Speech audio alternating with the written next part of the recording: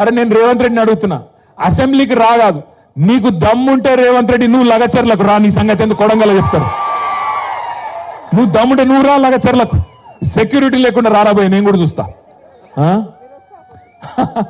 ఎక్క అంటుంది పక్కకెళ్ళి, నువ్వు వస్తావా రావో నాకు తెలియదు, కానీ నేను మాత్రం పక్కా కొడంగల్కి వస్తా, తొందరలోనే వస్తా. నీకు దమ్ముంటే ఆపకు.